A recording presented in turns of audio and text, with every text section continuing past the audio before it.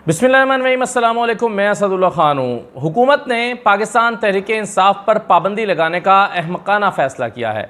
अहमकाना फ़ैसला मैं इसलिए कह रहा हूँ कि ये किसी घबराए हुए फ़रीक का फ़ैसला दिखाई देता है। एक ऐसे घबराए हुए फ़रीक का जिसे लगता है वो डूब रहा है, जिसे लगता है वो ख़त्म हो रहा है, जिसे लगता है दिन ब दिन उसकी मकबूलियत जा रही है, जिसे लगता है कि वो खुद मिट जाएगा और वो झुंझलाहट में, घबराहट में, परेशानी के आलम में अपने फ़रीक़ मुखालिफ को ख़त्म करने का फ़ैसला करे और वो कहे कि नहीं, इनको एलिमिनेट करूँगा तो मेरी बका होगी। हुकूमत को भी ऐसा ही लगता है। हुकूमत को लगता है कि अब हम रहेंगे या ये रहेंगे। उन्हें लगता है कि अगर ये बाकी रहे तो हम ख़त्म हो जाएंगे, और उन्हें लगता है कि अगर इन्हें ख़त्म करने की कोशिश की गई तो शायद फिर हम बच जाएँ। लेकिन ये फ़ैसला पाकिस्तान की तारीख़ बताती है कि इस तरह के फ़ैसलों का फ़ायदा नहीं होता, क्योंकि इस तरह के माजी में कई फ़ैसले हो चुके हैं लेकिन वो बेकार गए। देखिए, पहली बात तो यह है, ये फ़ैसला क्यों किया गया है। ये फ़ैसला किया गया है सुप्रीम कोर्ट के फ़ैसले को गैर मुअस्सिर करने के लिए। सुप्रीम कोर्ट ने पिछले दिनों फ़ैसला दिया जिसमें लिखा कि पाकिस्तान तहरीक इंसाफ इलेक्शन के वक्त भी एक सियासी जमात थी और आज भी एक सियासी जमात है, इसीलिए इसके प्लेटफॉर्म से इलेक्शन लड़ने वाले लोग आज़ाद नहीं थे, बल्कि वो पीटीआई के प्लेटफॉर्म से कौमी असम्बली में जाएंगे।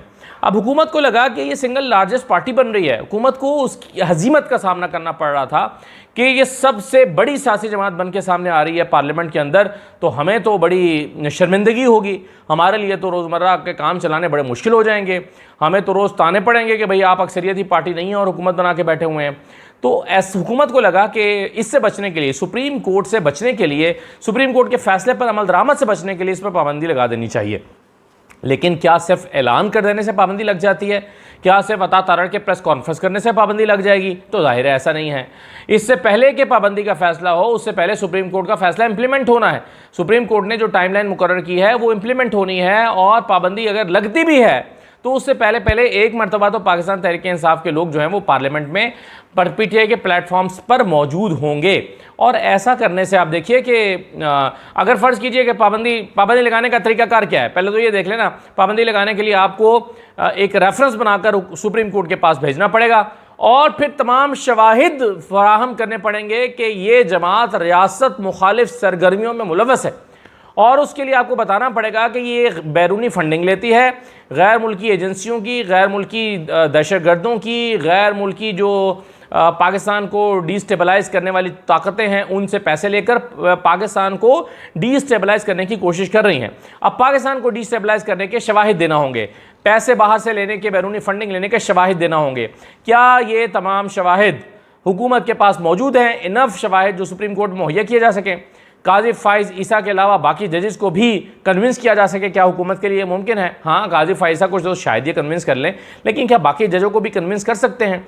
11 जजेस ने जिन 11 जजेस ने फैसला दिया है कि इलेक्शन कमीशन ने गलत इंटरप्रटेशन की, जिन 8 जजेस ने फैसला किया है कि इलेक्शन कमीशन ने गलत फैसला किया और तहरीक इंसाफ के प्लेटफॉर्म से इनको पार्लियामेंट में आना चाहिए, जिन 8 जजेस ने फैसला किया, क्या वो जजेस आपके ख्याल में पाकिस्तान तहरीक इंसाफ पर पाबंदी लगाने की अप्रूवल दे देंगे? क्या वो सुप्रीम कोर्ट पाकिस्तान तहरीक इंसाफ पर पाबंदी का फ़ैसला कर देगी? क्या ऐसा दिखाई नहीं देता। तो ये एक और हजीमत का सामना करना पड़े, एक और काला हुकूमत अपने मुंह पर मली है, क्योंकि चूंकि ये मुमकिन ही नहीं है कि वो तहरीक इंसाफ पर पाबंदी लगवा सकें, तो फिर ऐसा करने का क्या फ़ायदा? कल को फिर जब सुप्रीम कोर्ट से फैसला आएगा फिर ये कहेंगे कि देखें जी, सुप्रीम कोर्ट ने लाडले को पर पाबंदी नहीं लगने दी, देखें जी सुप्रीम कोर्ट बाइज्ड है, देखें जी सुप्रीम कोर्ट जो है वो ये इमरान खान लाडला है। भाई क्यों लाडला है? इमरान खान को पैसे देता है, इमरान खान के घर खाना भिजवाता है, इमरान खान के उनको तमगे दे रहा है, इमरान खान ने उनको इसके अलावा जज के अलावा कोई ओहदे दे रखे हैं। क्या लाडला है इमरान खान और क्यों लाडला है? तो ये सिर्फ सुप्रीम कोर्ट को कल को उनके खिलाफ दोबारा से कैंपेन चलाने के सिवा कुछ हाथ हुकूमत के नहीं आने वाला। तो क्या सुप्रीम पाबंदी के शवाहिद सुप्रीम कोर्ट में पेश किए जा सकते हैं? मुझे नहीं लगता पेश किए जा सकते हैं। मेरा ख्याल है कि ये पाबंदी के शवाहिद पेश करना सुप्रीम कोर्ट में, एक तो ये लंबा प्रोसेस है और दूसरा मुझे ये मुमकिन दिखाई नहीं दे रहा। ऐन मुमकिन है कि काजी फ़ाइज़ घर ही जा चुके हों जब इसका फ़ैसला आ रहा हो। तो इसलिए फ़ौरी तौर पर ये एक मीडिया डिस्कशन के लिए तो ठीक है, लेकिन पीटीआई पर पाबंदी लगना कोई इतना आसान बात नहीं है और कोई जल्दी कल परसों ये नहीं होने जा रहा। दूसरा ये कि क्या पाबंदी लगने से जमातें ख़त्म हो जाती हैं। एक नेशनल अवामी पार्टी हुआ करती थी, नैब जिसको कहते हैं, नेशनल अवामी पार्टी, उस पर पाबंदी लगा दी गई। जब उस पर पाबंदी लगी तो वो अवामी नेशनल पार्टी हो गई। वो आज भी एएनपी के नाम से ज़िंदा है, एएनपी के नाम से सियासत करती है। वो अलग बात है कि अपनी कमज़ोर तरीन हिकमत अमली और अपनी करप्ट प्रैक्टिसेस की वजह से, और जब उनको हुकूमत मिली थी तो डिलीवरेंस ना करने की वजह से वो बहुत कमज़ोर पार्टी बन गई। लेकिन बहरहाल उसके बाद कई मरतबा इसके ऊपर राय आया, इस पार्टी के ऊपर, और इस पार्टी ने कई मरतबा उरूज देखा और हुकूमत तक की है। 2008 में इनकी हुकूमत बनी थी एएनपी की। तो अवामी नेशनल पार्टी की रूट्स अभी भी खैबर पख्तूनख्वा में बहुत तगड़ी मौजूद है। वो तो अलग बात है कि तहरीक इंसाफ के आ जाने के बाद ज़ाहिर है सभी को जवाल हुआ और ये जमात भी नीचे चली गई, वरना ये एक बड़ी पीटीआई से पहले एक बड़ी सियासी जमातों में से एक जमात थी एएनपी। तो एएनपी क्या ख़त्म हो गई। पाकिस्तान पीपल्स पार्टी पर पाबंदी लगी। पीपल्स पार्टी पर पाबंदी लगी तो उसने अपना नाम पाकिस्तान पीपल्स पार्टी पार्लियामेंटेरियन रख लिया। आज भी वो पार्लियामेंटेरियन के नाम से जो है वो कागजात पे मौजूद है। लेकिन क्या वो जमात ख़त्म हो गई है? क्या उस जमात को जो है वो मिटाया जा सका है? आज भी लोग उसको पीपल्स पार्टी के नाम से जानते हैं, आज भी पीपल्स पार्टी के नारे लगते हैं, आज भी भुट्टो के नारे लगते हैं। पीपल्स पार्टी ख़त्म तो नहीं हुई। तो सियासी जमातों को ख़त्म नहीं किया जा सकता। और ये तहरीक लब्बैक जो आज यहाँ धरना दिए बैठी है, फैज़ाबाद में रास्ते बंद करके लोगों की ज़िंदगी आज़ाब कर रखी हैं, एहतजाज करने के और 10 तरीके हो सकते हैं कि जिसमें आप अवामुन्नास को परेशान ना करें। लेकिन हुकूमती सरपरस्ती में ये यहाँ आकर बैठे हुए हैं और बैठे हैं और एहतजाज कर रहे हैं। तो क्या इन पर पाबंदी लगी थी, क्या ये ख़त्म हो गए? तो जमातें इस तरह से ख़त्म नहीं होती जब तक उनकी आवाम के अंदर रूट्स हैं वो ख़त्म नहीं होती। उनकी रूट्स आवाम में ख़त्म करनी पड़ती हैं। आवाम में रूट्स ख़त्म होंगी तो जमात ख़त्म होती है। वरना आप 3 करोड़ लोगों ने वोट किया है इमरान खान को, 3 करोड़ लोगों ने तहरीक इंसाफ को वोट किया है। आप 3 करोड़ वोटर्स को, उनके सेंटिमेंट को कहाँ उठा कर ले जाएंगे? इन 3 करोड़ लोगों के सेंटिमेंट को आप उठाकर किस कुएं में फेंकेंगे? कहाँ डालेंगे इनको? तो क्या 3 करोड़ लोगों को ख़त्म किया जा सकता है? क्या उनके सेंटिमेंट को ख़त्म किया जा सकता है? क्या उन्हें कन्विंस किया जा सकता है कि तहरीक इंसाफ एक दहशतगर्द जमात है? आप देखिए कि तहरीक इंसाफ का इमरान खान का नाम लेने पर पाबंदी लगी, टेलीविज़न पर नाम नहीं लिया जा सकता। आज भी ये पाबंदी बरकरार है, आज भी उसको बानी पीटीआई कहा जाता है। ये पाबंदी लगी तो क्या हुआ? उससे इमरान खान गैर मकबूल हो गया, इमरान खान की मकबूलियत में तो इजाफा हुआ। फिर जब पाबंदी लगी, उसके निशान ले लिया गया, लोगों ने बैंगन को ढूंढ के निशान वोट डाला और लोगों ने मेज़ कुर्सी और प्याले को ढूंढ के वोट डाला। तो क्या इमरान खान ख़त्म हो गया? तो जब निशान ख़त्म करने से, इमरान खान के नाम पर पाबंदी लगाने से इमरान खान ख़त्म नहीं हुआ, तो आज पाकिस्तान तहरीक इंसाफ पर पाबंदी लगाने से नहीं, पाबंदी का सिर्फ ऐलान करने से, अभी सिर्फ ऐलान किया है कि इमरान खान के तहरीक इंसाफ पर पाबंदी लगाई जाएगी, तो क्या ऐलान करने से तहरीक इंसाफ ख़त्म हो जाएगी? यहाँ तक कि मैं समझता हूँ कि अगर फ़र्ज़ कीजिए अगरचे इसके इम्कानात ना होने के बराबर हैं, लेकिन अगर सुप्रीम कोर्ट से भी पाबंदी लग जाती है और पार्लियामेंट से पाबंदी लगा के आप सब कुछ पाबंदी लगा के ख़त्म कर देते हैं, तो फिर भी तहरीक इंसाफ को ख़त्म नहीं किया जा सकेगा, क्योंकि इस वक्त तहरीक इंसाफ पाकिस्तान की सबसे पॉपुलर पार्टी है।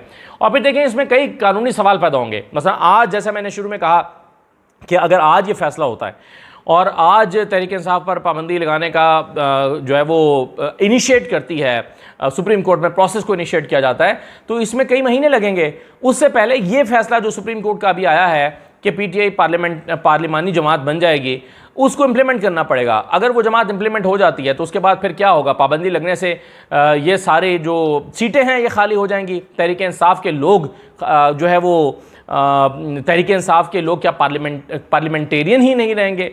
और फिर हुकूमत की पहली कोशिश तो ये होगी कि ये फैसला सुप्रीम कोर्ट का इंप्लीमेंट ना हो जाए और कहा जाए कि जी हमने चूंकि इन पर पाबंदी लगा दिया, रेफरेंस भेज दिया, इनका फैसला इंप्लीमेंट नहीं हो सकता। तो क्या वो लोग फिर सुन्नी इत्तेहाद काउंसिल के ही रहेंगे? बहुत सारे इसके आइनी और कानूनी पहलू हैं। मेरा ये ख्याल है कि हुकूमत अपने लिए उलझने पैदा कर रही है और उलझने पैदा करने के सिवा कुछ नहीं है। और देखिए कि आर्टिकल 6 लगाने का फैसला किया गया है कासिम सूरी पर भी। उन्होंने आइन तोड़ा है जी। अब आइन तोड़ा, अगर फ़र्ज़ कीजिए वो आइन तोड़ा, सुप्रीम कोर्ट ने उसी रात को बैठकर अदालत खोली और अदालत खोल के एक फ़ैसला सुनाया, उसके बाद आपकी पीडीएम की हुकूमत बन गई। आप आज 2 साल के बाद ये फैसला कर रहे हैं, 2-2.5 साल के बाद, कि कासिम सूरी ने आइन तोड़ा था, उस पर आर्टिकल 6 लगाया जाएगा, सदर आरिफ अलवी पर आर्टिकल 6 लगाया जाएगा, इमरान खान पर आर्टिकल 6 लगाया जाएगा। और भाई आपने उस वक्त इमरान खान की हुकूमत को ख़त्म किया, फिर कामयाबी से कर लिया, फिर आपने हुकूमत की, फिर आपने पीडीएम की हुकूमत करने के बाद फिर उसके बाद जाली इंतखाबात कराए, जाली इंतखाबात करने के बाद आप फिर हुकूमत में हैं और आप 3 अफराद पर आर्टिकल 6 लगाना चाहते हैं। लटका दें, फांसी पर लटका दें, लेकिन इससे आपकी मकबूलियत में इजाफा नहीं होगा, इससे आपकी गैर मकबूलियत में इजाफा होगा। इससे हुकूमत की जो है बेचैनी, परेशानी, अदम इस्तेहकाम और बढ़ेगा।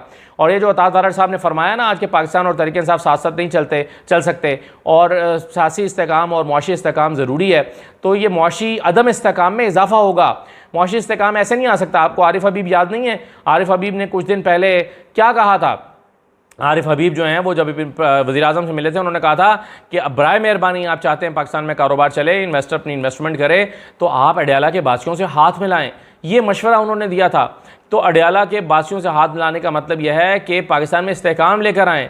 और आप अब एक तरफ आज देखें ना, घरों में बैठा हुआ 3 करोड़ वोटर ही नहीं, वो तमाम लोग जो वोट नहीं डाल सके थे उनको आपने झुंझुलाहट का शिकार किया है, बेचैनी का शिकार किया है। आप लोगों को जब परेशान, बेचैन और अपसेट करेंगे, और पहले यहाँ पर पासपोर्ट बनाने के लिए लोगों की लाइनें लगी पड़ी हैं और हर शख्स मुल्क छोड़ के जाना चाहता है।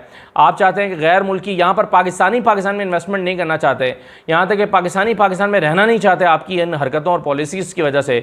आप चाहते हैं कि गैर मुल्की इन्वेस्टर्स आए पाकिस्तान में इन्वेस्टमेंट करें, आप चाहते हैं कि SIFC कामयाब हो। ये सारी चीज़ें कैसे होंगी? इसके लिए तदब्बुर चाहिए, इसके लिए हिकमत अमली चाहिए। आज नवाज शरीफ साहब जो हैं वो उन्होंने पार्लिमानी पार्टी का इजलास बुलाया हुआ था, लेकिन मेरा ख्याल है वो मौखिर इसी वजह से किया है कि ये पहले ये फैसला करके सुना दिया जाए और उसके बाद वो अपना भाषण झाड़ेंगे।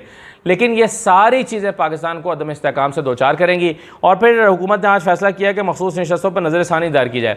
नज़रसानी का स्कोप बड़ा महदूद है। हुकूमत को पता है कि वो जजेस का माइंड चेंज करना अगर होता तो इतने काबिल वकला आपने खड़े किए थे वो कर चुके होते। तो नज़रसानी तो वो दायर कर रहे हैं, लेकिन इस नज़रसानी का जो दायरा है, स्कोप है, वो बड़ा महदूद है और लगता नहीं है कि सुप्रीम कोर्ट अपने फैसले पर इस तरह से नज़रसानी करके और ये करार देगी कि नहीं जी नहीं, पाकिस्तान तहरीक इंसाफ तो एक पार्लिमानी पार्टी नहीं है। तो इसलिए ये सिर्फ अपनी खिफत मिटाने के लिए ये वाला फ़ैसला हुकूमत करने के लिए जा रही है। तो मजमूई तौर पर आज मैं समझता हूँ कि हुकूमत ने ख़ुद अपनी सियासी कब्र पर एक और कील ठोंका है, सियासी ताबूत पर। उसकी वजह यह है कि इससे उनकी गैर मकबूलियत में और इजाफा होने जा रहा है और हुकूमत के लिए मुश्किलात और बढ़ने जा रही हैं, जबकि पाकिस्तान तहरीक इंसाफ को का बयानिया और मजबूत होगा, बजाय इसके कि वो उनको फ़र्क पड़े। फ़र्क तो उनको पड़ेगा कोई नहीं। PTI फिर भी PTI रहेगी। लोग नारे लगाने वालों को आप रोक नहीं सकते, PTI लिखने वालों को आप रोक नहीं सकते, PTI के लिए आवाज़ उठाने वालों को आप रोक नहीं सकते। तो फिर इससे हासिल क्या होगा? सिवाय खिफ़त के, सिवाय हज़ीमत के और सिवाय सुबकी के, इनके सिवा आपको क्या हासिल होगा? ये एक गैर दानिशमंदाना फ़ैसला है। बेहतर होगा हुकूमत अपने फ़ैसले पर खुद ही नज़रसानी कर ले, अगर ये हुकूमत ही का फ़ैसला है। इजाज़त दीजिए, अल्लाह हाफ़िज़।